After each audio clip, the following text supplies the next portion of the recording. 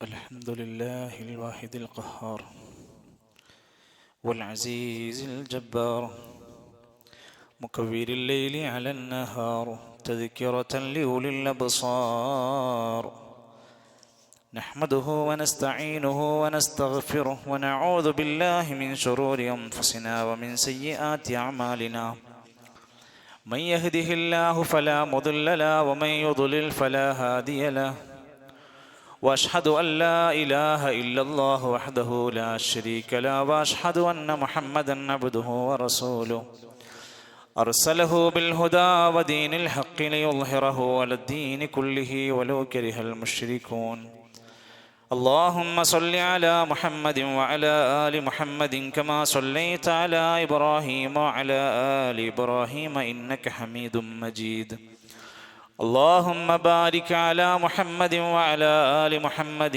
كما باركت على إبراهيم وعلى آل إبراهيم إنك حميد مجيد أما بعد فإن خير الكلام كلام الله وخير الهدي هدي محمد صلى الله عليه وسلم وشر الأمور محدثاتها وكل محدثة بدعة وكل بدعة ضلالة أيها الإخوة والأخوات أوصيكم وإياي ثانيا بتقوى الله يا أيها الذين آمنوا اتقوا الله حق تقاته ولا تموتن إلا وأنتم مسلمون أعوذ بالله من الشيطان الرجيم حميم والكتاب المبين إنا أنزلناه في ليلة مباركة إنا كنا منذرين فيها يفرق كل أمر حكيم أيها الإخوة والأخوات أوصيكم وإياي أولا بتقوى الله ബഹുമാന്യരായ സഹോദരങ്ങളെ, സത്യവിശ്വാസികളെ, വിശ്വാസിനികളെ, കാരുണ്യത്തിൻ്റെ മതമായ ഇസ്ലാമിനെ അതിൻ്റെ പ്രമാണങ്ങളിൽ നിന്ന് പഠിക്കാനും ഇസ്ലാം മുന്നോട്ട് വെക്കുന്ന മഹിതമായ സുന്ദരമായ ആദർശത്തെ ജീവിതത്തിൽ ഉൾക്കൊണ്ടുകൊണ്ട് ജീവിക്കാനും ഓരോരുത്തരും ആത്മാർത്ഥമായി പരിശ്രമിക്കണമെന്ന് ആമുഖമായി എന്നെയും തുടർന്ന് നിങ്ങളെയും ഓർമ്മപ്പെടുത്തുകയാണ്. അള്ളാഹു നമ്മെ എല്ലാം ഇഷ്ടപ്പെടുകയും അനുഗ്രഹിക്കുകയും ചെയ്യുമാറാകട്ടെ. സാധാരണഗതിയിൽ നമ്മുടെ ബാങ്ക് ബാലൻസിൽ ഒരത്യാവശ്യ കാര്യത്തിനൊന്ന് ട്രാൻസ്ഫർ ചെയ്യാൻ ശ്രമിക്കുമ്പോൾ അക്കൗണ്ടിൽ പൈസ ഇല്ലാതെയായാൽ നമുക്കുണ്ടാകുന്ന അസ്വസ്ഥത എത്രയാണ്. തുടരെ നമ്മുടെ SMS-ലേക്ക് നിങ്ങളുടെ അക്കൗണ്ടിൽ നിന്നും പണം പോയിക്കൊണ്ടിരിക്കുന്നു, ഡെബിറ്റായിക്കൊണ്ടിരിക്കുന്നു എന്ന് ഇടയ്ക്കിടയ്ക്ക് മെസ്സേജ് വരുമ്പോൾ നമുക്കുണ്ടാകുന്നൊരു ഇറിറ്റേഷൻ എത്രയാണ്. സഹോദരങ്ങളെ, നമ്മുടെ ജീവിതത്തിലെ പണം കൊഴിഞ്ഞു പോകുമ്പോൾ നാം കാണിക്കുന്ന വ്യഗ്രത എപ്പോഴെങ്കിലും എൻ്റെ ആയുസ്സിൻ്റെ താളിൽ നിന്ന് കർമ്മങ്ങളില്ലാതെ പോകുമ്പോൾ ഉണ്ടാകുന്ന അവസ്ഥയെക്കുറിച്ച് ആലോചിച്ചിട്ടുണ്ടോ? വിചാരണ നാളിൽ അല്ലാഹു തആല പരിശോധിക്കുന്നത് നമ്മുടെ അമലാണ്. അത് കുറവായതിൻ്റെ പേരിൽ സ്വർഗം നഷ്ടപ്പെടുന്ന അവസ്ഥയെക്കുറിച്ച് നമ്മൾ എപ്പോഴെങ്കിലും ചിന്തിക്കാറുണ്ടോ? പടച്ചോൻ തന്ന ആയുസ് എന്ന് പറയുന്ന നമ്മുടെ സമയം, ഈ ദുനിയാവ്, ഇത് സ്വർഗത്തിലേക്കുള്ളൊരു കലവറയാക്കി മാറ്റാനുള്ള അമലിൻ്റെ കേന്ദ്രമാണ് എന്ന് നമ്മൾ എപ്പോഴെങ്കിലും ഒന്ന് വിലയിരുത്താറുണ്ടോ?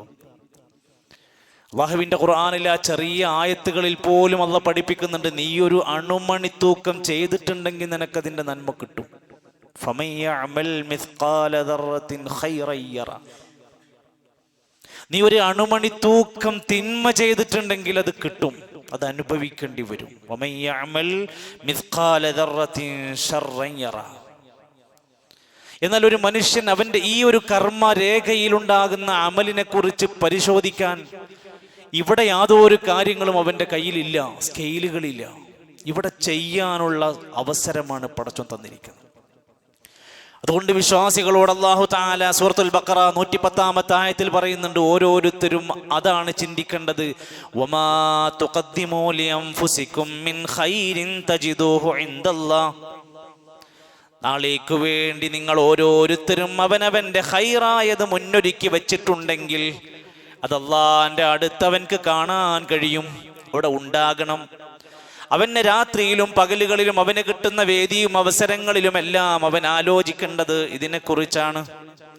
അതിന് വ്യത്യസ്തങ്ങളായ സന്ദർഭങ്ങൾ അല്ലാഹു തആല നമുക്ക് ഇട്ടുതരും. ശഅബാൻ ഒരു അവസരമാണ്, റജബ് ഒരു അവസരമാണ്, റമദാൻ ഒരു അവസരമാണ്. അബൂബക്കർ അൽ ബഖലി റഹിമഹുല്ലാ അദ്ദേഹത്തിന്റെ കിതാബിൽ രേഖപ്പെടുത്തുകയാണ്, ഈ റജബ് എന്ന് പറയുന്ന ഒരു മാസം വരുമ്പോൾ, ശഅബാൻ വരുമ്പോൾ നിങ്ങളുടെ മനസ്സിലുണ്ടാവണം, റജബ് എന്നത് ഒരാൾ അയാളുടെ കൃഷി ഇറക്കാൻ ഉദ്ദേശിക്കുന്നുവെങ്കിൽ കൃഷി ഇറക്കേണ്ട മാസമായിരുന്നു റജബ്. ശഅബാൻ എന്നത് ആ കൃഷിക്ക് വെള്ളം ഇറക്കി കൊടുക്കേണ്ടുന്ന മാസമാണ്. നനച്ച് പരിപാലിച്ചുകൊണ്ടണം. റമദാൻ ഷഹ്റുൽ ഹസാദ്. റമദാൻ വരുമ്പോൾ ഈ 2 മാസത്തിൽ നിന്ന് അധ്വാനിച്ചതിന്റെ വിളവെടുപ്പ് നടത്താനുള്ള ചാൻസാണ് റമദാൻ.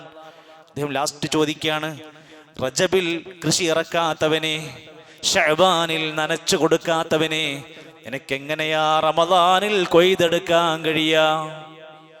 ഇപ്പോഴും ഒരുങ്ങാത്തവരുണ്ടെങ്കിൽ ചിന്തിക്കണം. ഒരു മാസം ശഅബാൻ നമ്മുടെ മുമ്പിൽ ഇങ്ങനെ വന്നു നിൽക്കുമ്പോൾ മഹാനായ സ്വഹാബി വര്യൻ ഉസാമത്ത് ബിൻ സെയ്ദ് റളിയല്ലാഹു അൻഹു അവിടുന്ന് വിശദീകരിക്കുക. ഉസാമത്ത് ബിൻ സെയ്ദ് റളിയല്ലാഹു അൻഹു അദ്ദേഹത്തിന്റെ വാപ്പാന്റെ കൂടെ കൈപിടിച്ച് വന്നിട്ടാണ് ഇസ്ലാം സ്വീകരിക്കുന്നത്. എത്ര വയസ്സാ? നബി സല്ലല്ലാഹു അലൈഹി വസല്ലമയുടെ ഹിജ്റയുടെ 7 കൊല്ലം മുമ്പാണ് അദ്ദേഹം ജനിക്കുന്നത്. ചെറിയ കുട്ടിയാ. നബി വഫാത്താകുമ്പോൾ ഈ ഉസാമത്ത് ബിൻ സെയ്ദ് റളിയല്ലാഹു അൻഹുവിന്റെ വയസ്സ് 20 ആയിരുന്നു. അദ്ദേഹം നബി തങ്ങളുടെ കൂടെ ആ ചെറിയ 20 വയസ്സിന്റെ ഉള്ളിൽ ഹുനൈൻ യുദ്ധത്തിൽ വരെ പങ്കെടുത്ത സ്വഹാബിമാരുടെ കൂട്ടത്തിലുണ്ട്. ഒരിക്കൽ നബി സല്ലല്ലാഹു അലൈഹി വസല്ലമ ശഅബാൻ മാസത്തിൽ ഇങ്ങനെ ധാരാളം നോമ്പ് നോൽക്കുന്നത് നബി തങ്ങളുടെ ജീവിതം കണ്ടപ്പോൾ ഉസാമത്ത് ബിൻ സെയ്ദ് റളിയല്ലാഹു അൻഹുവിന് സംശയം തോന്നി. അവരെങ്ങനെയാണ്? അവർ ചോദിക്കുമായിരുന്നു. അറിയാത്ത കാര്യങ്ങൾ പഠിക്കാനും ചോദിക്കാനും മുന്നിട്ട് വരുന്ന ശീലം അവർക്കുണ്ടായിരുന്നു. ഉസാമത്ത് റളിയല്ലാഹു അൻഹു ചോദിച്ചു, നബിയേ, ലമ്മറക തസൂമു ശഹ്റൻ മിനശ്ശുഹൂരി മാ തസൂമു മിൻ ശഅബാൻ. ശഅബാനിനേക്കാൾ കൂടുതൽ വേറെ ഒരു മാസത്തിലും ഇത്ര നോമ്പ് സുന്നത്തുകൾ എടുക്കുന്നത് ഞാൻ കണ്ടിട്ടില്ല നബിയേ, അതെന്താ ഇത്ര പ്രത്യേകത? ഫഖാല, നബി തങ്ങൾ ഒരു കാര്യം ഓർമ്മപ്പെടുത്തി, ദാലിക ശഹ്റുൻ, അതൊരു മാസമാണ്, യഗ്ഫുലുന്നാസു അൻഹു ബൈന റജബിൻ വ റമദാൻ. റജബിന്റെയും റമദാന്റെയും നടുവിലുള്ള ഒരു ശ്രദ്ധിക്കപ്പെടാത്ത ഒരു മാസം ജനങ്ങൾ അശ്രദ്ധയിൽ കടന്നു പോകും. റജബാകുമ്പോൾ പവിത്ര മാസമാണ്. എല്ലാവരും മക്കക്കാർക്ക് പ്രത്യേകിച്ചും യുദ്ധം നിരോധിക്കപ്പെട്ട മാസമായതുകൊണ്ടും അവർ ഭയങ്കരമായി റജബിനെ പരിഗണിക്കും. റമദാൻ എല്ലാവരും പരിഗണിക്കും. റമദാൻ പുണ്യങ്ങളുടെ മാസമാണെന്ന നിലക്ക് റമദാനിനും ഭയങ്കര പ്രത്യേകത ഉണ്ടാകും. അതിൻ്റെ ഇടയിൽ ഒരു മാസമാണ് ശഅബാൻ. ജനങ്ങൾ പൊതുവെ ഒരു അശ്രദ്ധയുണ്ടാകും. നബി സല്ലല്ലാഹു അലൈഹി വസല്ലമ പറയുന്നുണ്ടല്ലോ, രാത്രിയിൽ എല്ലാവരും ഉറങ്ങുമ്പോൾ എഴുന്നേറ്റു നമസ്കരിച്ചവന് പ്രത്യേക പ്രതിഫലമുണ്ട്. കാരണം എന്താ? ജനങ്ങളെല്ലാവരും ഉറക്കത്തിലാണ്. അപ്പോൾ ഇബാദത്തെടുക്കുന്നവൻ ഒരു പ്രത്യേക സവിശേഷതയുണ്ട്. ജനങ്ങളെല്ലാം അശ്രദ്ധമാകുന്ന ശഅബാനിൽ ഇബാദത്തെടുക്കുന്നതിന് പ്രത്യേകമായ പ്രതിഫലമുണ്ടെന്ന് ഓർമ്മപ്പെടുത്തിയത്. വഹുവ, ആ മാസം ഷഹ്റുൻ, ആ മാസത്തിന്റെ പ്രത്യേകത, തുർഫഉ ഫീഹിൽ അഅമാലു ഇലാ റബ്ബിൽ ആലമീൻ. ലോകരുടെ റബ്ബിലേക്ക് മനുഷ്യരുടെ കർമ്മങ്ങളുടെ വാർഷിക ആനുവൽ റിപ്പോർട്ട് സബ്മിറ്റ് എന്ന പോലെ ഒരു വർഷക്കാലത്തെ മനുഷ്യന്റെ പ്രവർത്തനങ്ങൾ ഉയർത്തപ്പെടുന്നതാണ് ശഅബാനിൽ. എപ്പോഴെങ്കിലും ചിന്തിക്കേണ്ടതൊക്കെ. അവസാനം പറയാ, ഫഉഹിബ്ബു, ഞാൻ ഇഷ്ടപ്പെടുന്നു, അമലി, എൻ്റെ അമലുകൾ അല്ലാഹുവിലേക്ക് ഉയർത്താൻ, വഅന സായിമുൻ, ഞാനൊരു നോമ്പുകാരനായി ഉയർത്തപ്പെടണം. നോമ്പുകാരൻക്ക് പ്രത്യേക പരിഗണന ഉണ്ട്.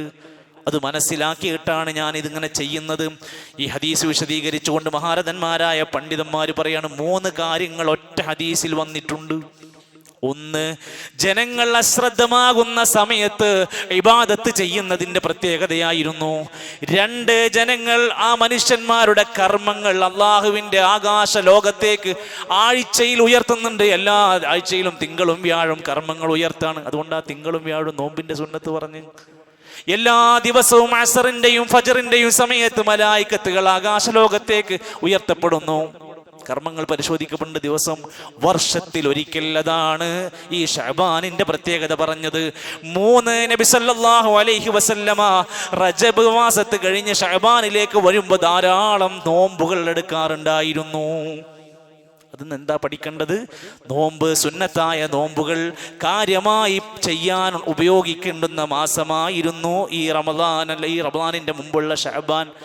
ഇതിന് കാരണം പറയുന്നുണ്ട്. നബി സല്ലല്ലാഹു അലൈഹി വസല്ലമ തങ്ങളുടെ കൂടെ ജീവിച്ച ആയിഷ റളിയല്ലാഹു അൻഹ പറയാണ്, വമാ റഅയ്തു റസൂലല്ലാഹി സ്വല്ലല്ലാഹു അലൈഹി വസല്ലം, ഞാൻ നബിനെ കണ്ടിട്ടില്ല, ഇസ്തക്മല സിയാമ ശഹരിൻ ഖത്തു ഇല്ലാ റമദാൻ, റമദാൻ പോലെ ഇത്രയേറെ ധാരാളമായി നോമ്പെടുക്കുന്ന ഒരു മാസം ഞാൻ ജീവിതത്തിൽ കണ്ടിട്ടില്ല. ഫുള്ളില്ലെങ്കിലും ഭൂരിഭാഗം ദിവസവും. വമാ റഅയ്തുഹു ഫീ ശഹരിൻ അക്സറ മിൻഹു സിയാമൻ ഫീ ശഅബാൻ, റമദാനിൽ പൂർണ്ണമായിട്ട് നോമ്പെടുക്കും, ശഅബാനിൽ ഭൂരിഭാഗം ദിവസങ്ങളിലും നോമ്പെടുക്കും. ഇമാം നവവി റഹ്മത്തുള്ളാഹി അലൈഹി പറയാണ്, വബയാൻ അന്ന ഖൗലഹാ കുല്ല, എല്ലാം എന്ന് പറഞ്ഞാൽ അതിൻ്റെ അർത്ഥം ഗാലിബ, ഭൂരിഭാഗം ദിവസങ്ങളും നോമ്പെടുക്കാൻ ശ്രദ്ധിക്കുമായിരുന്നു. പ്രിയപ്പെട്ട വിശ്വാസികളെ, ശഅബാനിൽ നമ്മൾ എന്തൊക്കെ നോമ്പാണ് എടുക്കേണ്ടത്? 13, 14, 15 നമുക്ക് നോമ്പുണ്ട്, എല്ലാ മാസവും ഉണ്ട്. തിങ്കളും വ്യാഴവും സുന്നത്തിൽ നോമ്പുണ്ട്, എല്ലാ മാസത്തിലുണ്ട്. അതുപോലെ ഇനി മാസത്തിൽ ഏതെങ്കിലും 3 ദിവസം നോമ്പെടുത്താൽ, ഏതെങ്കിലും ഒരു 3 ദിവസം എടുത്താൽ അതും പിൻബലമുള്ള സുന്നത്താണ്, ഹദീസുണ്ട്. ഇനി ദാവൂദ് നബി അലൈഹിസ്സലാമിന്റെ നോമ്പ് പോലെ ഒരു ദിവസം എടുക്കും, ഒരു ദിവസം ഓഫ്, ഒരു ദിവസം എടുക്കും, ഒരു ദിവസം ഓഫ്, അങ്ങനെ ഒന്നിടവിട്ട് നോമ്പെടുക്കൽ, അതും സുന്നത്തിലുണ്ട്. എന്നാൽ ഒരു 15 മാത്രമായി ശഅബാൻ 15ന്റെ അന്ന് മാത്രം നോമ്പെടുക്കുന്ന സമ്പ്രദായം എവിടെയുണ്ട്? നമ്മുടെ കേരളത്തിലെ കുറച്ചാൾക്കാർക്ക് മാത്രമേ സംഭവം പരിചയമുള്ളൂ. സലഫുകളായ മുൻഗാമികളായ മദ്ഹബിന്റെ ഇമാമിയങ്ങൾ അടക്കമുള്ളവരുടെ കിതാബ് നിങ്ങളൊന്ന് തുറന്ന് വായിച്ചു നോക്ക്, അവർക്കത് കാണൂല. ഹദീസിൽ നബി തങ്ങൾ പറയുന്നുണ്ട്, 15 മുതൽ ശഅബാൻ 15 മുതൽ അവിടെ നിന്ന് തുടർച്ചയായി നോമ്പെടുക്കാൻ പാടില്ല. ചില ആൾക്കാർ അങ്ങനെയാണ്, 15 ആവട്ടെ എന്ന് കാത്തിരിക്കുക, പിന്നെ അവിടെ നിന്ന് അങ്ങോട്ട് സുന്നത്ത് നോമ്പ് മൊത്തം എടുക്കുക. അങ്ങനെ ശഅബാനിന്റെ പകുതി പിന്നിട്ടാൽ അവിടെ മുതൽ തുടർച്ചയായി പിന്നെ നോമ്പെടുക്കരുത്, ഇടക്കിടക്കാവാൻ കുഴപ്പമില്ല. എന്നാൽ ഇതിൽ നിന്ന് മാറ്റവുമായി ബന്ധപ്പെട്ടുകൊണ്ടാണ് ബറാഅത്ത് രാവ് എന്ന പേര് പറഞ്ഞുകൊണ്ട് ആ 15ന്റെ അന്ന് മാത്രം നോമ്പെടുക്കും. ബാക്കിയുള്ള ആള് മാസത്തിൽ കുറെ നോമ്പെടുത്തു. പക്ഷെ നാട്ടുകാർ പറയുന്ന അറിയോ, ഓർക്കൊന്നും നോമ്പില്ല. പിന്നെ ആർക്കാ നോമ്പുള്ളത്? 15ന്റെ അന്ന് നോട്ടുകൾക്ക്. ആ നോമ്പോ അത് ഇസ്ലാമിൽ എവിടെ ഇല്ലേനു. അത് നാട്ടിലേക്ക് പോരിശയായി കറാമത്തുകളാക്കി അതിന്റെ മദ്ഹ് ഇങ്ങനെ പാടി പറഞ്ഞിട്ട് ബറാഅത്ത് രാവ് എന്ന് പേരും രാവും ഒക്കെ കൊടുത്ത് അന്ന് പ്രത്യേകമായ ഒരു ഒരുക്കമുണ്ട് നാട്ടിൽ. എന്നാൽ ആ വിഷയത്തിൽ ഈ പറഞ്ഞ ആളുകൾ വാദിക്കുന്ന ഹദീസുകൾ നമ്മളും കണ്ടിട്ടുണ്ട്, കാണാഞ്ഞിട്ടല്ല. ഹദീസ് ഇതാണ്, ഇദാ കാനത്ത് ലൈലത്തുൻ നിസ്ഫി മിൻ ശഅബാൻ, ശഅബാനിന്റെ പകുതി എത്തിക്കഴിഞ്ഞാൽ ഫഖൂമു ലൈലഹാ, അതിന്റെ രാത്രി നിങ്ങൾ പ്രത്യേകം നിസ്കരിക്കണം. വസൂമു നഹാറഹാ, അതിന്റെ പകൽ നിങ്ങൾ നോമ്പ് നോൽക്കണം എന്നൊരു ഹദീസ് ഉണ്ട്. ഹദീസുകൾക്ക് ആയിരക്കണക്കിന് ഹദീസുകൾ പല വിഷയത്തിലുണ്ട്. അതെങ്ങനെ പഠിക്കുക? അതിന് മാനദണ്ഡമുണ്ട്. ഇതേതൊക്കെയാണ് സ്വഹീഹായി വന്നത്, ഇതിൽ വല്ല കള്ളത്തരങ്ങളും വ്യാജങ്ങളും വന്നിട്ടുണ്ടോ എന്ന് പഠിക്കണം. അതാണ് ഹദീസ് നിദാന ശാസ്ത്രം. അതറിയുന്നവർക്കൊക്കെ അറിയും. എല്ലാ ഹദീസുകളും സ്വീകരിക്കാൻ പറ്റാത്തതിന്റെ തടസ്സം ഇതാണ്. ഇതിൽ ഉദ്ധരിക്കുന്ന റിപ്പോർട്ട് ചെയ്യുന്ന വ്യക്തികളിൽ എന്തെങ്കിലും പാകപ്പിഴവുണ്ടെങ്കിൽ അത് പഠിച്ച പണ്ഡിതന്മാരാണ് അത് ലാസ്റ്റ് രേഖപ്പെടുത്തുക. അങ്ങനെ ഈ ഹദീസ് പഠിച്ച പണ്ഡിതന്മാർ പറയുകയാണ്, ഇബ്നു മാജ റഹിമഹുല്ല ഈ ഹദീസ് റിപ്പോർട്ട് ചെയ്തിട്ടുണ്ട്, പക്ഷേ ഈ ഹദീസ് മൗലൂആയ ഹദീസാണ്. മൗലൂ എന്ന് പറഞ്ഞാൽ കെട്ടിച്ചമച്ച് വ്യാജമായി സ്വന്തം ഉണ്ടാക്കിയെടുത്ത ഹദീസ്. നബിയിലേക്ക് ഇത് എത്തുന്നില്ല. നബിയിലേക്ക് എത്തുമ്പോൾ സ്വഹാബത്ത് കേൾക്കും, പിന്നുള്ള ആൾക്കാർ കേൾക്കും, അങ്ങനൊന്നും കാണാനില്ല. ഒരു വ്യക്തിൻ്റെയൊക്കെ തന്നെ കേട്ടതാണ്. ആ വ്യക്തിക്ക് എവിടുന്ന കിട്ടിയെന്ന് ചോദിച്ചാൽ അയാൾ സ്വയം ഉണ്ടാക്കിയെടുത്ത ഒട്ടനേകം ഹദീസുകളുടെ കൂട്ടത്തിലാണ് മുഹദ്ദിസീങ്ങൾ എഴുതി വെച്ചിരിക്കുന്നത്. ഇനി ഇതിന്റെ രാത്രിയിൽ നിസ്കരിക്കാൻ വേണ്ടിയും ഇതേ ഹദീസ കൊണ്ടുവന്നിരിക്കുന്ന ഏതാ നിസ്കാരം? നമുക്ക് ശഅബാനല്ലേ, ധാരാളം ഇബാദത്ത് ചെയ്യാം, സുന്നത്ത് നിസ്കാരങ്ങളെല്ലാം ഹയാത്താക്കാം, ഒരു പ്രശ്നവുമില്ല. എന്നാൽ അന്ന് 15-ന്റെ അന്ന് മാത്രം ഒരു നിസ്കാരം നമ്മുടെ നാട്ടിലുണ്ട്. സുബീക്ക് പോകാത്തവനും അന്ന് പോവും, പെരുന്നാൾക്ക് പോകാത്തവനും നിസ്കരിക്കും. എന്താ നിസ്കാരത്തിന്റെ പേരെന്നെ? സ്വലാത്തുൽ അൽഫിയ, 1000 നിസ്കാരം. അതെങ്ങനെ 1000 നിസ്കരിക്കുക? 100 റക്അത്താണ്. 100 റക്അത്താണ് നിസ്കാരം. പല മഹല്ലുകളിലുണ്ട്. അതിന് ചില ഖതീബന്മാരാണ് വന്ന് നേതൃത്വം കൊടുക്കല, എല്ലാ പള്ളിയിലും ചെയ്യൂല. ചില ആൾക്കാർക്കാണ് അതിൽ ഭയങ്കര ആവേശം. ഇല്ലാത്തത് അവിടെ ഞാനാണത് കൊണ്ടുവന്നതെന്നൊന്ന് ആക്കി തീർക്കാൻ മുമ്പ് വലിയ താല്പര്യം ഉണ്ടാവും. എന്താ ഈ നിസ്കാരത്തിൽ പ്രത്യേകത? ഒരു റക്അത്തിൽ 10 ഖുൽ ഹുവല്ലാഹു അഹദ് ഓതും. 100 റക്അത്ത് കഴിയുമ്പോൾ 1000 ഇഖ്ലാസാണ് കഴിയും. അതിനുണ്ടാ നിസ്കാരത്തിന് പേര് സ്വലാത്തുൽ അൽഫിയ. കേൾക്കുമ്പോൾ നമുക്കൊക്കെ ഭയങ്കരമായിട്ട് ആവേശമൊക്കെ തോന്നും. നിസ്കാരല്ലേ? എന്നാൽ അത് വിശദീകരിക്കുന്നതും ഇതുപോലെ പണ്ഡിതന്മാർ പറയണല്ലോ, സാധാരണക്കാരല്ലോ. ഇത് പഠിച്ചു മനസ്സിലാക്കിയ 2-ാം ഷാഫി എന്ന് വിശേഷിപ്പിക്കപ്പെട്ട ഇമാം നവവി തങ്ങൾ പറയാണ്. ഇമാം നവവിന്റെ പ്രസ്ഥാനം ഏതാ? ഇമാം നവവിന്റെ മദ്ഹബ് ഏതാ? അത് വായിച്ചു നോക്ക്. അഹ്ലുസുന്നയുടെ ആധികാരിക പണ്ഡിതന്മാരിൽ ഇമാം നവവിക്കൊരു പേരുണ്ട്, അത്രക്ക് സുപരിചിതനാണ്. അദ്ദേഹം പറയാണ്, റജബ് മാസത്തിന്റെ സ്വലാത്തുർ റഗായിബ് ഇസ്ലാമിൽ ആർക്കും പരിചയമില്ലാത്തതാണ്. ശഅബാൻ മാസത്തിന്റെ വസ്വലാത്തു ലൈലത്തിൻ നിസ്ഫ ശഅബാൻ, ശഅബാനിന്റെ പകുതിയിൽ ഒരു പ്രത്യേകമായ നമസ്കാരത്തിന്റെ കഥയുണ്ട്. 100 റക്അത്തിൻ 100 റക്അത്താണ്. പലയിടത്തും ജനങ്ങൾ അത് പറഞ്ഞു നടക്കുന്നത്. വഹാതാനി, ഈ 2 നിസ്കാരങ്ങളും ബിദ്അതാനി വ മുൻകറാൻ, മതത്തിലില്ലാതെ പുതുതായി കൊണ്ടുവന്നതാണ്. ഇത് വെറുക്കപ്പെട്ടതാണ്, ചെയ്യാൻ പാടില്ലാത്ത നിസ്കാരങ്ങളാണ്. നിസ്കാരല്ലേ? ഒരു ഫാത്തിഹല്ലേ? 100 ഖുൽ ഹുവല്ലാഹു അതല്ലേ? അതൊക്കെ ചെയ്യണമെങ്കിൽ ഇസ്ലാമിന് ഒരു പണ്ഡിത നിയമമുണ്ട്.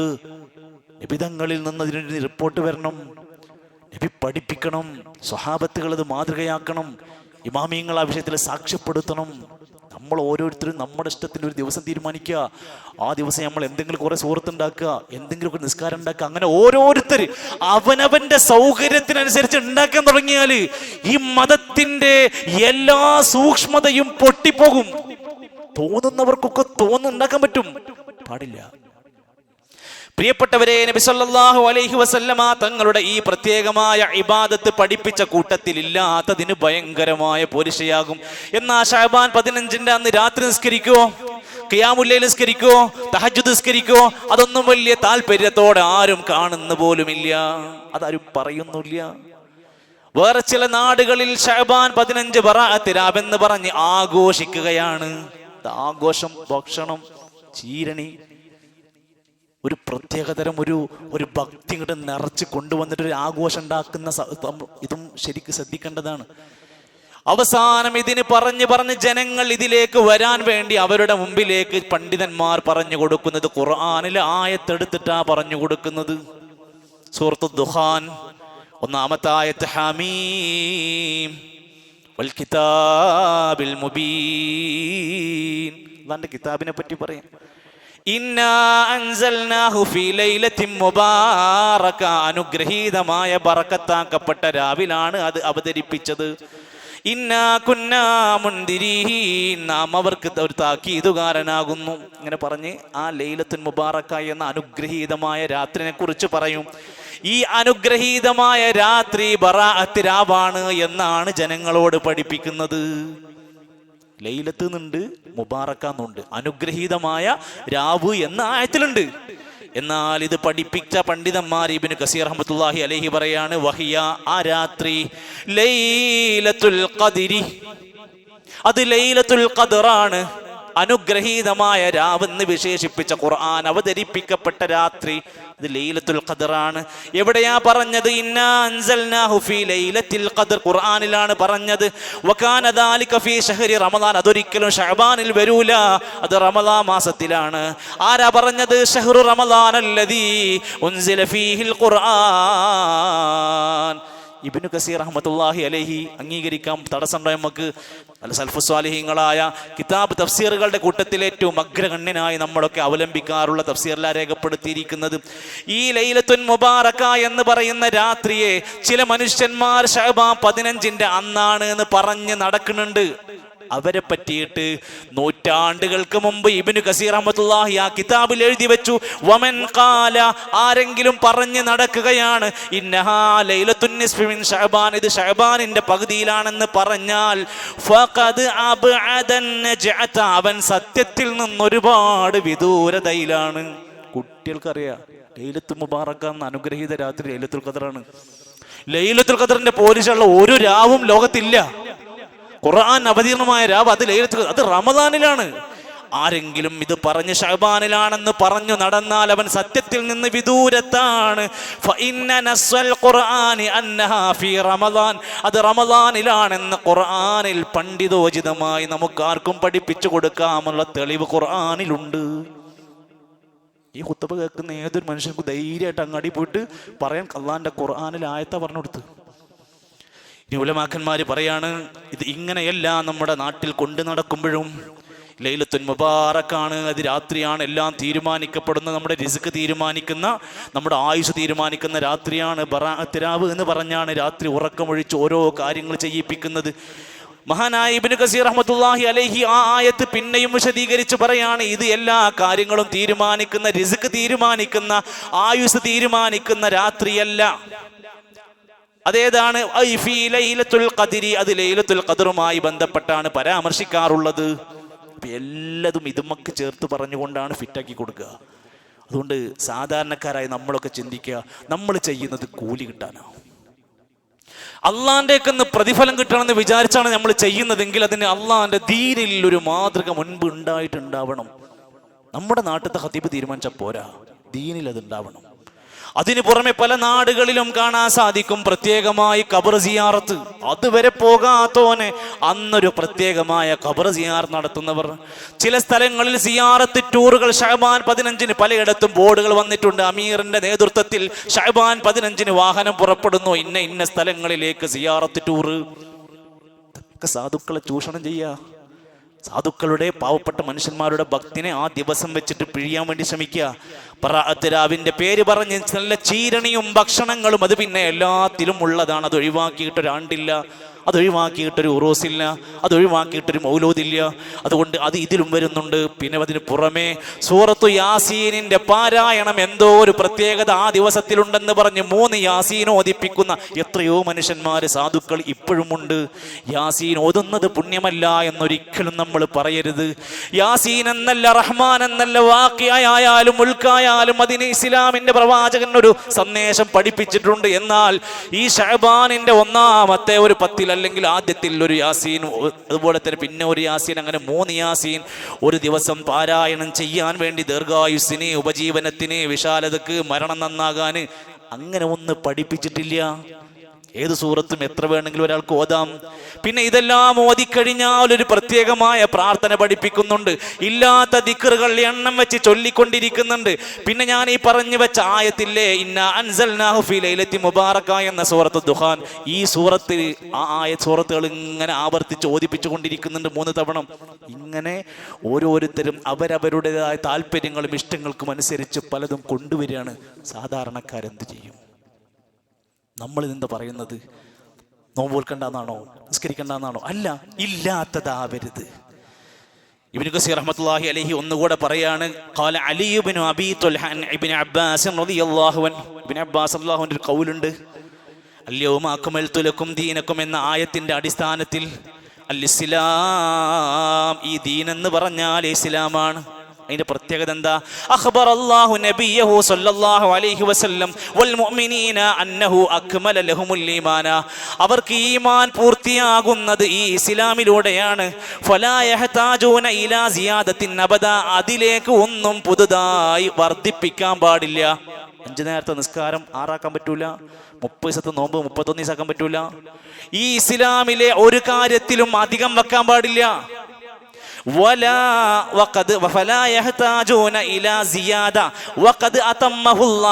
പൂർത്തിയാക്കി കംപ്ലീറ്റ് ആക്കി തന്നതാണ്. അത് ചുരുക്കാനും പാടില്ല. ഉണ്ടെന്ന് പറഞ്ഞതിനെ ചുരുക്കി ഒഴിവാക്കാനും പാടില്ല, അതിലുള്ളത് കുറക്കാൻ പാടില്ല. വഖദ് റളിയഹുല്ലാഹ്, അല്ലാഹ് തൃപ്തിപ്പെട്ട ദീനാണ് ഇത്. ഫലാ യസ്ഹതുഹു അബദാ, അതിനോട് ഒരിക്കലും അല്ലാഹ് കോപിച്ചിട്ടുമില്ല. അല്ലാഹ്ക്ക് ഇഷ്ടമുള്ളതാണ് ഈ ദീന്. അതുകൊണ്ട് ഇതിലേക്ക് ഇല്ലാത്തത് ചേർത്തിട്ട് ഇതിനെ നശിപ്പിക്കരുത്. അതിൻ്റെ പരിപൂർണമായ ബിദ്അത്തുകളിൽ നിന്നെല്ലാം മാറി നിന്ന് ശഅബാനിൻ്റെ പകുതിയിലേക്ക് നമ്മൾ എത്തിപ്പോകുമ്പോൾ സുന്നത്ത് നോമ്പുകൾ അധികരിപ്പിച്ച്, സഹോദരിമാരൊക്കെ പ്രത്യേകിച്ച് നഷ്ടപ്പെട്ട റമദാനിൽ കഴിഞ്ഞ നോമ്പുകളൊക്കെ ഉണ്ടെങ്കിൽ ഒന്ന് ഹയാത്താക്കി അത് പെട്ടെന്ന് വീട്ടാനൊക്കെ ഒന്ന് ശ്രമിക്കേണ്ടതാണ്. വിശ്വാസികളായ ഏതൊരു മനുഷ്യനും സാധാരണക്കാരായ ഏതൊരാളും പ്രധാനമായി 4 കാര്യങ്ങൾ ഒന്നുകൂടെ ശ്രദ്ധിക്കുക. അധികമായി സുന്നത്ത് നോമ്പെടുക്കാൻ വേണ്ടി ശ്രദ്ധിക്കുക. ഷഹ്റുൽ ഖുർആഇ, ഖാരിഈങ്ങളുടെ മാസമാണ്. നന്നായി ഖുർആൻ ഓതാൻ വേണ്ടി ഈ മാസത്തിലും ശ്രദ്ധിക്കുക, ശഅബാനിലും.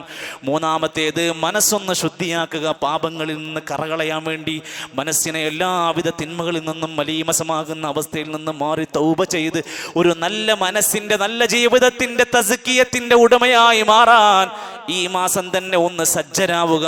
4, നഷ്ടപ്പെട്ട നോമ്പുകൾ ആർക്കെങ്കിലും രോഗികളായവരോ അതല്ലെങ്കിൽ മറ്റു യാത്രയോ മറ്റോ ആയി വന്നവരൊക്കെ ഉണ്ടെങ്കിൽ അത് പെട്ടെന്നൊന്ന് വീട്ടി ഈ ഒരു ഇബാദത്തിൻ്റെ സമയത്തിലേക്ക് കൃത്യമായി കൊണ്ട് വന്നെത്താൻ നമ്മൾ ഓരോരുത്തരും ഈ സമയത്തൊന്ന് ജാഗരൂകരാവുക.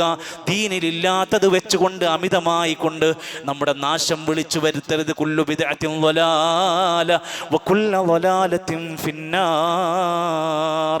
ബിദ്അത്തുകൾ നരകത്തേക്ക് കൊണ്ടുപോവുക.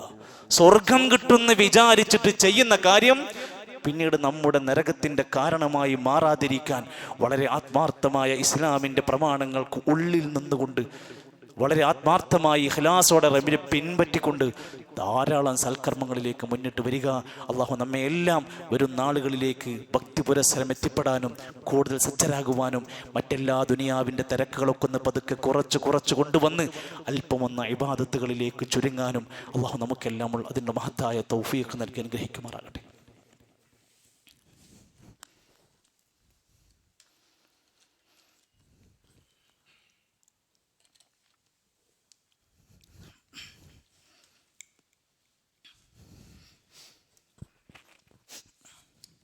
الحمد لله رب العالمين والعاقبة للمتقين ولا عدوان إلا على الظالمين والصلاة والسلام على رسوله الأمين وعلى آله وصحبه أجمعين. أيها الإخوة والأخوات أوصيكم وإياي ثانيا بتقوى الله. അള്ളാഹുവിൻ്റെ നിയമനിർദ്ദേശങ്ങൾ പാലിച്ച് പ്രവാചകൻ്റെ അധ്യാപനങ്ങളെ സ്വീകരിച്ചുകൊണ്ട് ജീവിതത്തെ ക്രമീകരിക്കണേ എന്നൊരിക്കൽ കൂടി എന്നെ നിങ്ങളെ ഓർമ്മപ്പെടുത്തുകയാണ്. അള്ളാഹു നമ്മെ എല്ലാം സഹായിക്കുമാറാകട്ടെ. നമുക്കൊക്കെ ചിലപ്പോഴെങ്കിലും ചില സ്ഥലങ്ങളോട് പ്രത്യേകമായി ഇഷ്ടമുണ്ടാകാറുണ്ട്. ഒരു യാത്ര പോകണമെന്ന് ആഗ്രഹിക്കുന്നുവെങ്കിൽ അപ്പോൾ നമ്മൾ ഇഷ്ടമുള്ള ഒരു സ്ഥലത്തിൻ്റെ പേരായിരിക്കും പറയാൻ ആഗ്രഹിക്കുക. നമ്മുടെ പടച്ചവന് ഏറ്റവും ഇഷ്ടമുള്ള ഒരു സ്ഥലം ഹദീസിൽ പറഞ്ഞിട്ടുണ്ട്. നമ്മൾ അവിടേക്കാണ് എന്നും പോകാൻ ആഗ്രഹിക്കേണ്ടത്. നാം ഇരിക്കുന്ന ഈ സ്ഥലം അഹബ്ബുൽ ബിലാദി ഇലല്ലാഹി മസാജിദുഹാ, അല്ലാഹ്ക്ക് ഏറ്റവും ഇഷ്ടപ്പെട്ട സ്ഥലം പള്ളിയാണ്. അല്ലാഹ്ക്ക് ഏറ്റവും വെറുപ്പുള്ള സ്ഥലം അങ്ങാടിയാണ്. അങ്ങാടിയിൽ നിന്ന് മണിക്കൂറുകൾ സമയം ചെലവഴിക്കാൻ ബോറടിയില്ല നമുക്ക്. പള്ളിയിൽ ഒന്ന് നിസ്കാരം കഴിയുമ്പോഴത്തേക്ക് നമുക്കെന്തോ ഒരു പ്രയാസം, ഇറങ്ങി നമ്മൾ ഓടിക്കളയും. അള്ളാഹുവിന് ഏറ്റവും ഇഷ്ടപ്പെട്ട പള്ളിയോട് നമ്മുടെ സമീപനം എന്താണ്? പള്ളിയിലേക്ക് നടന്നു വരുന്നതും പള്ളിയിലേക്ക് അവിടെ എത്തിപ്പെടുന്നതും സമയം ചെലവഴിക്കുന്നതൊക്കെ ഒരു മനസ്സിനൊരു കഷ്ടപ്പാടായിട്ട് ഫീൽ ചെയ്യണ്ടേ നമുക്ക്? നമ്മൾ അള്ളാഹുവിനെ ശരിക്കും ഇഷ്ടപ്പെടുന്നില്ലേ? ഇഷ്ടമറിയുന്നവരായി മാറണം നമ്മൾ. ആ പള്ളിക്കൊരു പ്രധാന ദൗത്യമുണ്ട്. ഈ അടുത്തൊരുപാട് പള്ളികളുടെ ഉദ്ഘാടനത്തിന് അൽഹംദുലില്ലാഹ് സാക്ഷിയാകാനും സഹകരിക്കാനും ഒക്കെ സാധിച്ചു. അവിടെ എല്ലാം ആളുകൾ ചോദിക്കും, എന്തിനാ അത്രത്തോനെ പള്ളികൾ? നമ്മുടെ നാട്ടിലെ പള്ളികളിൽ നിന്ന് പള്ളിയുടെ ഉദ്ഘാടനത്തിന്റെ അന്ന് ഖുതുബിയ്യത്ത് ചൊല്ലി തുടങ്ങുന്ന പള്ളികളുണ്ട്. 1000 തവണ യാ ശൈഖ് മുഹയ്യദ്ദീൻ എന്ന് വിളിച്ച് പ്രാർത്ഥിച്ച് തുടങ്ങുന്ന പള്ളികളുണ്ട്. റമദാൻ 17 അന്ന് ബദരീങ്ങളെ വിളിച്ച് ദുആ ചെയ്യുന്ന പള്ളികളുണ്ട്. റബീഉൽ അവ്വലിൽ ലബിതങ്ങളെ നേരിട്ട് വിളിച്ച് സങ്കടം പറയുന്ന, പാപം പൊറുക്കാൻ ചോദിക്കുന്ന പള്ളികളുണ്ട്. ഒരു പള്ളിന്റെ ഏറ്റവും അടിസ്ഥാന ലക്ഷ്യം എന്താ? വഅന്നൽ മസാജിദ ലില്ലാഹ്, പള്ളികൾ അല്ലാഹുക്കുള്ളതാണ്. ഫലാ തദ്ഉ മഅല്ലാഹി അഹദ, അല്ലാഹുവിനോടൊപ്പം ഒരാളെയും വിളിച്ചു പ്രാർത്ഥിക്കരുത്. അതിനൊരു പള്ളി വേണം. അതിനാണ് തൗഹീദിന്റെ പള്ളികൾ സ്ഥാപിക്കുന്നതിന്റെ കാര്യമത. അതെത്ര ചെറുതായാലും എത്ര വലുതായാലും ഒരു പള്ളി നിർമ്മിക്കാനുള്ള ഒരു കഴിവ് നമുക്ക് ഒറ്റക്കൊരു പള്ളി നിർമ്മിക്കാൻ പറ്റുമോ? ഭൂമിയിൽ എവിടെങ്കിലും ഒരു പള്ളി ഭയങ്കര ലാഭമുള്ള കാര്യ. നമ്മൾ എത്ര ഫ്ലാറ്റുകൾ ഉണ്ടാക്കി കൊടുത്തു, നമ്മുടെ വരുമാനം ഉണ്ടാക്കാൻ പറ്റുന്ന എത്ര മാളുകൾ തുടങ്ങി വെച്ചു, പുതിയ ഷോപ്പുകൾ ഇങ്ങനെ ആലോചിച്ചുകൊണ്ടിരിക്കുക.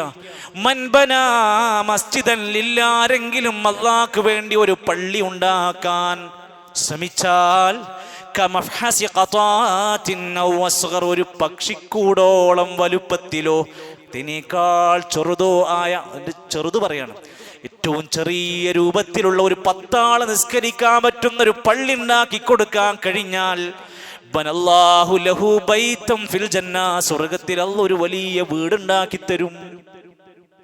പള്ളി നിർമ്മിക്കുന്നത് പോലും വമ്പിച്ച പ്രതിഫലമായിട്ട് രേഖപ്പെടുത്തിയത്. അല്ലാഹു നാളെ പരലോക കോടതിയിൽ ആർക്കും പ്രത്യേകമായി തണലിട്ട് കൊടുക്കാൻ നിർദ്ദേശം പറഞ്ഞ കൂട്ടത്തിൽ എല്ലാവർക്കും തണൽ വാരിക്കോരി കൊടുക്കൂല. 7 വിഭാഗം ആളുകളുടെ പേര് പറഞ്ഞിട്ട് ഇവർക്ക് അല്ലാഹുവിന്റെ പ്രത്യേക തണലുണ്ടാകും. അതിലൊരാൾ ഒരാളുണ്ട്, ഖൽബുഹു മുഅല്ലഖും ബിൽ മസ്ജിദി, പള്ളികളുമായി ഹൃദയബന്ധം സ്ഥാപിക്കുന്ന വ്യക്തിയാണ്. പള്ളി പോവുക, വൃത്തിയാക്കുക, അവിടെ വേണ്ടുന്ന സഹായങ്ങൾ ചെയ്തു കൊടുക്കുക, അവിടെ ക്ലീനാക്കി കൊടുക്കുക. പള്ളിയോടൊരു ഹൃദയത്തിനൊരു വല്ലാത്ത ബന്ധം സ്ഥാപിക്കുന്നവൻ ആരാണോ അവനോട് അള്ളാഹ്ക്ക് വല്ലാത്തൊരു ബന്ധമാണ്. പരലോകത്ത് അവന് പ്രത്യേക പരിഗണനയാണ്. ആ പള്ളിയിലേക്ക് വരുന്നവരും നല്ല അദബിലാവണം. സാധാരണ ഒരു സ്ഥലത്ത് പോയിരിക്കുന്ന ഒരു കെട്ടിടമായി തോന്നാൻ പാടില്ല. മന്നകല സൂമ, ആരെങ്കിലും വെളുത്തുള്ളി തിന്നാൽ, വൽ ബസല, വലിയ ഉള്ളി തിന്നാൽ, വൽ ഖുറാസ, അറബികൾ ഉപയോഗിക്കുന്ന ഒരു ഇലയാണ് ഖുറാസ്, അത് തിന്നാൽ ദുർഗന്ധം ഉണ്ടാവും. ആമീൻ പറയുമ്പോ അതിന്റെ മണ വരിക. അങ്ങനെ വന്നാൽ ഫലാ യഖ്റുബന്ന മുസല്ലാന, അവര് നമ്മുടെ പള്ളിയെ സമീപിക്കരുത്, ദുർഗന്ധം ഉണ്ടാക്കും. നമ്മൾ പള്ളിക്ക് വരുമ്പോ നല്ല ഗന്ധത്തിലാണ് വരേണ്ടത്. സിഗരറ്റ് വലിച്ചിട്ട് അവിടെ ഹൗദിന്റെ മൂലക്കെ എത്തുമ്പോ കാലിലിട്ട് ചവിട്ടിയിട്ട് നേരെ വന്ന് പള്ളിയിലേക്ക് വന്ന് ഒരു സലാം അങ്ങ് പറയുമ്പോ വരുന്നത് മുഴുവൻ ഒരു ദുർഗന്ധമാണ്. എന്നും ഒഴിവാക്കേണ്ട ശീലല്ലേ? പള്ളിയിൽ വരുമ്പോഴും ദുർഗന്ധം കൊണ്ടാ വരുന്നത്. അതുപോലെ തന്നെ നാറിത്തുണുത്തി, അതുപോലെ തന്നെ വൃത്തിയില്ലാത്ത അവസ്ഥയിൽ ആകെ ജനങ്ങൾക്ക് ശല്യമാകുന്ന വേഷത്തിലായി വരുന്നവരൊന്ന് സൂക്ഷിച്ചോളൂ. ഹദീസാ പറയുന്നത്. എന്തുകൊണ്ടാണ് വേണ്ടാന്ന് പറയുന്നത്? ഫഇന്നൽ മലായിക, മലായികത്തുകളുണ്ട് പള്ളിയിൽ. യതഅദ്ദാ മിൻഹു ബനു ആദം, ആദം സന്താനങ്ങൾക്ക് ആ ദുർഗന്ധം എത്ര പ്രയാസം ഉണ്ടാക്കോ അതിനേക്കാൾ പ്രയാസം ആ മലായികത്തുകൾക്കുണ്ടാക്കും. പള്ളി നല്ല സുഗന്ധാവസ്ഥയിലേക്ക് വരണം. നമ്മുടെ വീടുകൾ റമദാന് വന്നപ്പോൾ നമ്മളൊന്ന് അലങ്കരിച്ചു ഉഷാറാക്കി, ഒന്ന് പെയിന്റൊക്കെ അടിച്ചു, ഒന്ന് ക്ലീനാക്കി, പൊടിയൊക്കെ തട്ടി, അടുക്കളയൊക്കെ ഒന്ന് വൃത്തിയാക്കി, പൊടിയൊക്കെ മേടിച്ച് വൃത്തിയാക്കി കൊടുത്ത് എല്ലാം നിറച്ചു വെച്ചു. എന്തൊരൊരുക്കാ വീട്ടില്, നനച്ചോളിയൊക്കെ ഉഷാറാക്കി നടക്കുക. അള്ളാന്റെ പള്ളി ആരാ വൃത്തിയാക്കുക? അതിന് ആകാശത്തുനിന്ന് മലക്കുകൾ ഇറങ്ങി വരുമോ? അതിന് ഏതെങ്കിലും വേറെ നാട്ടുകാരെ നമ്മുടെ പള്ളിക്ക് വരൂ? നമ്മളാണ് അതിന്റെ ദൗത്യം. അവിടെ ഇബാദത്ത് ചെയ്യുന്നവൻ ആരോ ആകട്ടെ, കമ്മിറ്റി ആവണമെന്നില്ല. ഈ പള്ളിയിൽ ഒരു റക്അത്ത് നിസ്കരിക്കുന്നവനും ബാധ്യതയുണ്ട്. എന്നെ കൊണ്ട് പറ്റുന്നത് ഞാൻ കഴുകണം. ഞാൻ എന്നും ഒരു കച്ചവടക്കാരനായി പോയാ പോരാ, ഞാനും എന്നും ഒരു ഷോപ്പിന്റെ ഉടമയായി മാറിയാ പോരാ, ഞാൻ ഈ പള്ളിന്റെ ആളാകണം എന്ന സ്വയം ഒരു മനസ്സിൽ എന്താണ് ചെയ്യേണ്ടത്? പള്ളി വൃത്തിയാക്കുന്നിടത്ത് നമ്മൾ ഉണ്ടാവണം. ഈ പള്ളി ഒന്ന് മെയിൻറ്റെയിൻസ് ചെയ്യൽ അത്യാവശ്യമാണ്. വീട് ശ്രദ്ധിക്കുന്ന പോലെ ചില പെയിന്റിംഗ് വർക്കുകൾ നമുക്കുണ്ട്, ഇന്റർലോക്ക് ഒന്ന് വൃത്തിയാക്കാനുണ്ട്, ഇലക്ട്രിക്കൽ വർക്കുകളുണ്ട്, അത്യാവശ്യം വേണ്ടുന്ന ചില മെയിൻ്റനൻസ് വർക്കുകൾ നടക്കുന്നുണ്ട്. കമ്മിറ്റിക്കാർ നമ്മളോട് ചോദിക്കുന്നത്, നിങ്ങൾ എല്ലാവരും കൂടെ 1 ലക്ഷം രൂപ തന്നാൽ ഇബാദത്ത് ചെയ്ത് റമദാനിൽ പള്ളി ഒന്ന് നമുക്ക് സജീവമാക്കാം. എന്താ പ്രശ്നം? ഇന്ന് നമ്മൾ വിചാരിച്ചാൽ, ഞാൻ ഈ നാട്ടുകാർ അറിയണതുകൊണ്ട് പറയാ, ഇന്നിപ്പോ ഈ സമയം വിചാരിച്ചാൽ ആ സംഖ്യ ഇപ്പൊ ഇവിടെ നടക്കും. പക്ഷെ മനസ്സൊന്ന് തോന്നണം, ഇത് അള്ളാന്റെ പള്ളിയാണ്, ഞാൻ അതിന് ഉത്തരവാദിത്തപ്പെട്ട ഒരാളാണ് എന്ന ബോധ്യത്തോടെ നമ്മളെല്ലാവരും ചോദിച്ച് നമ്മുടെ പിന്നാലെ ഇങ്ങനെ ടിക്ക് മാർക്ക് ഇട്ട് നടക്കണ്ടെന്ന അവസ്ഥ ഒഴിവാക്കിയിട്ട് ഓഫർ ചെയ്യുക. കഴിയുന്നവരൊക്കെ ഇതിന് പിന്നിൽ നമ്മൾ, നമ്മുടെ വാപ്പ മകൻ, അങ്ങനെ ഓരോരുത്തരെ ലിസ്റ്റ് ഇട്ടിട്ട് ഫസ്റ്റ് റമദാനിൻ്റെ ഒരു തുടക്കം കുറിക്കുന്ന രൂപത്തിൽ ഇപ്പോൾ തന്നെ അതിനുവേണ്ടി സഹകരിക്കുക. അള്ളാഹു സുബ്ഹാനഹു വ തആല അള്ളാഹുവിൻ്റെ പള്ളികളോടൊരു മഹബത്ത്, ഒരു പിരിശും, ഒരു സ്നേഹം, ഒരു പ്രത്യേകമായ ഇഷ്ടം തോന്നിക്കുന്ന ജീവിതം പടച്ചറപ്പ് നമുക്ക് പ്രദാനം ചെയ്യുമാറാകട്ടെ.